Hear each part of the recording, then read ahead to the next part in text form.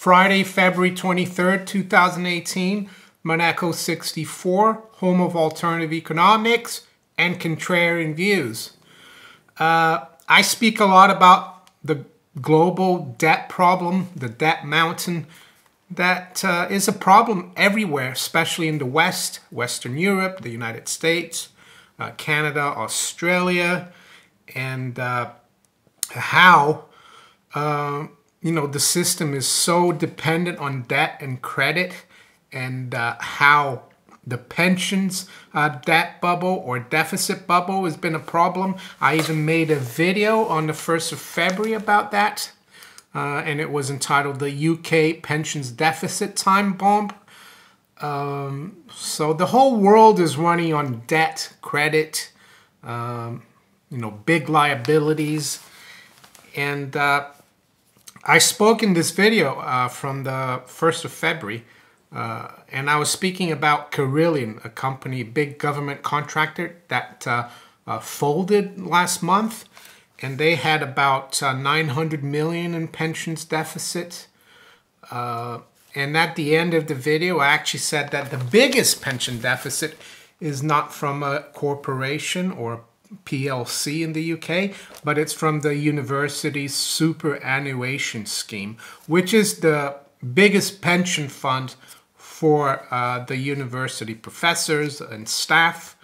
And at the time, I referenced an article from last year from the FT on how the pensions deficit of the USS, that's how it's called, is around 17.5 billion pounds.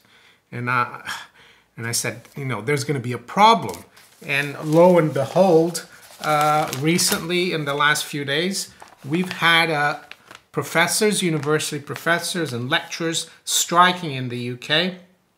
And usually I don't buy the FT, but these two headlines combined, piqued my interest, and I wanted to talk about it. So I bought the paper. You can see here. So we got on top here, we've got pension battle, lecturers take strike action, right here, UK. And then down here, we've got another headline concerning that. Rising, here you go, that one. Rising tide of sovereign debt to hit rich nations' budgets, warns OECD. So rich nations, they're the ones in the Western world, in Western Europe, North America, Australia, New Zealand, Canada. So first of all, I'll start with the universities strike and the pensions problem for the USS, the university's superannuation scheme. I'll put the link above in the cards for the video I made on the 1st of February. I talk about the USS towards the end of the video, but basically what's happening here, and I read from the FT, it says, strike action at 64 institutions planned over the next month has been called in protest at plans to shift lecturers from defined benefit pensions, which provide a guaranteed income when they retire, to a less generous defined contribution schemes. Why are they doing that? Well, because they can't afford anymore to fund the defined benefit pensions. And and people, the lecturers are striking about it. And I would say that university lecturers and people who work in that industry are more left-leaning. And I had to read about this article. And what's her name? Sally Hunt, General Secretary of the University and College Union. And this is what she said. It just shows you the mentality of people who don't understand economics, or, the simple fact or common sense that money doesn't grow on trees, that someone's got to work for it. And and I quote Ms. Hunt, "The reason we are a headline is you are doing what everyone in this country ought to be doing, which is standing up for your old age and a pension that means you be okay." Ms. Hunt told the crowd of several hundred strikers and student representatives who had joined them. Well, Ms. Hunt seems to think that a pension is like a right and not a privilege. She doesn't understand that they have to invest the pension that she has in the markets, and that the markets now are completely artificial, that their pension, the money that they're saving in the USS scheme or other schemes, but USS is the biggest one, is not getting a proper rate of interest because, the government, the central banks, they've kept rates artificially low because of the huge debt problem that the OECD mentions. So it is worrying, for younger people or for people that are going to retire. But what is the solution? Well, the Keynesian solution is always to spend more money, to get the government involved and, bail everyone out. But in my opinion, for younger people, if you can get out of the system, let's say you become a professor at a university, if you're not forced to join their pension scheme, don't. And just save your money in your own way. Do whatever you want, do your homework about money, savings, inflation, monetary history, and you'll find that gold and silver are good stores of value. Do you really need to also, do we need to believe that we need to stop doing things once we turn a certain age? No. But if you do have to get into a pension scheme, make sure you've got something outside that system, and don't be dependent on that scheme for your future, because this is what's going to happen, and it's going to get worse. This story. And I know a lot of you, I've got comments recently that, I don't get everything right. When are you going to close your channel? You didn't get this right. And I was answering the question and they erased the comment. But what I'm trying to do here with this YouTube channel and Steam It or DTube is basically to give my thoughts on what's happening and what could happen in the future, which is not a perfect science. It's just speculation. But by looking at the past and, at cycles, and it helps trying to speculate on what's going to happen in the future. I didn't predict this strike action of the university professors and lecturers, but 3 weeks ago when I made that video, I talked about that it's a pension time bomb, the pensions deficit time bomb, and this is part of the problem. It's starting. People are unhappy about it, but it's going to get worse because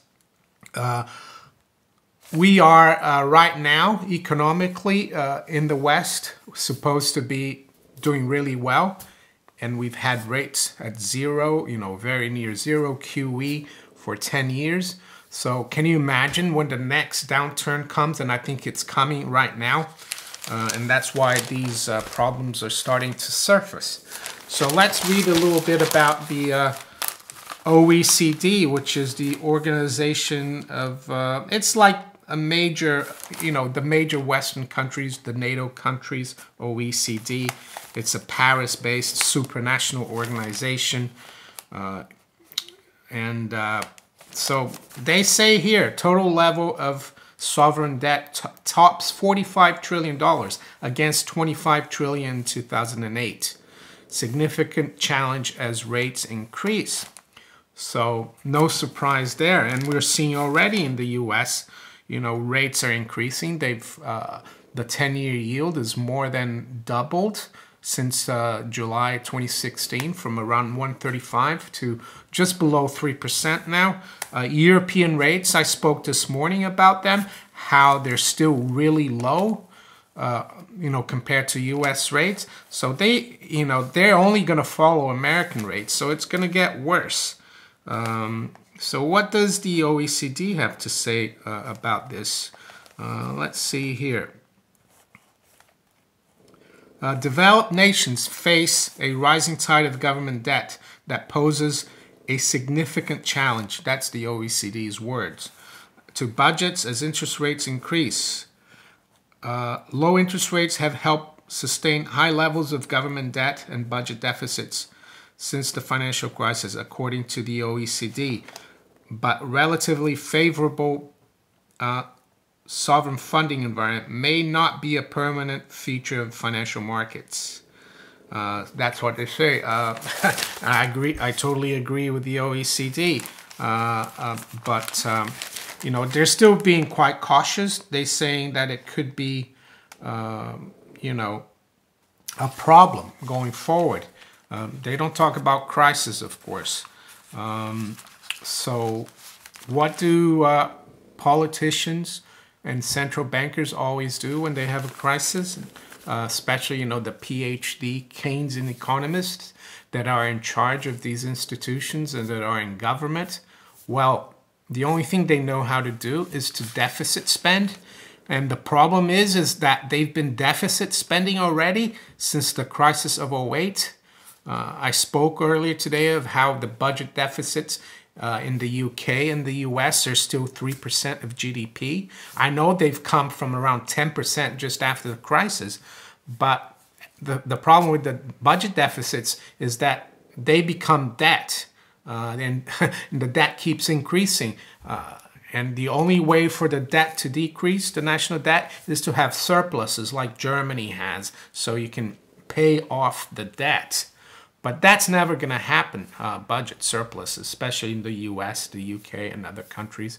The Germans are more disciplined, but even the Germans will have trouble maintaining a surplus if, interest rates turn around. German 10-year yield is already is only 0.7%. Historically, I remember Bund 10-year Bund yields being 5, 6, 7%. So it could very easily go up as well, like the US rates. The interesting thing that the OECD notes is that and I quote here from the FT, because much of the debt raised in the aftermath of the financial crisis is set to mature in coming years, developed nations will have to refinance 40% of their total debt stock in the next 3 years, the OECD warns. So this could be a major problem for the whole financial system, for the markets. So there you go. How do you protect yourself from this? As I always say, do not depend on government. Try to be outside the system. Don't save in their paper money, in the fiat money that's based on the debt, because they're going to try to make it worth less, because it's easier to carry that debt if it's worth less. So buy real things, Monetarily, the best real physical things are gold and silver, or other precious metals like platinum or palladium. I'm more just into gold and silver. They're more liquid, they're monetary, and they hold their value in times of inflation, because we're going to get inflation. These people don't know how to. They can't deflate, because you deflate, you put the world in a massive depression, and people are going to rise up and they got to inflate. They got to find a reason. Will there be a war? I don't know. Will there be, they'll find a reason to increase government.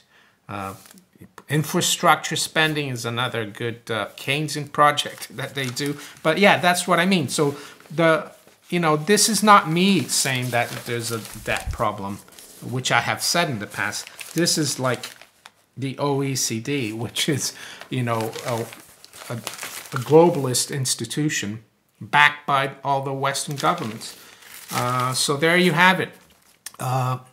Debt problems haven't gone away. And the worst thing is that